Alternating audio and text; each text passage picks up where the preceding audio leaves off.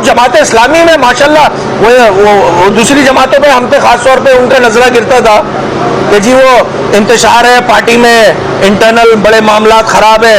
आज जबान ज़दे आम है जनाब, आपको एक सेनेटर का जाना वहां पे आजम नहीं हुआ, उसकी एनओसी नहीं दी गई, सबके सामने सूरत हाल।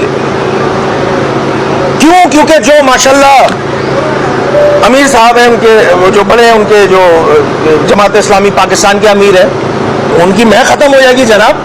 वो तो खुद अपनी मार्केटिंग कर रहे हैं। बल्दियाती इंतखाबात में आपके सामने था, यूसी चेयरमैन की जो कैंडिडेट है उसकी तस्वीर गायब है।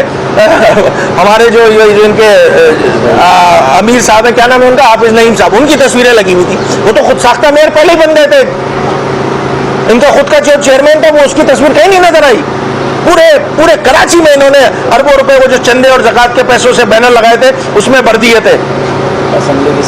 फिर माशाल्लाह यूसी चेयरमैन भी है, वो एमपीए की सीट भी ले ली, जो नुमाइंदगी है उसका हक भी तो मार रहे हैं जमात इस्लामी के जो अमीर है।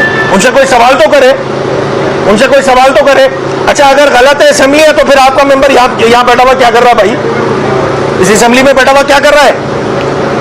तो मीठा मीठा हक हक कड़वा कड़वा थू थू। मुझे तो लगता है वो कराची के अमीर बनने से लेकर पाकिस्तान के अमीर बनने तक कुछ चीजें कॉम्प्रोमाइज हो गई, इसीलिए सारे मामला हल हो गए।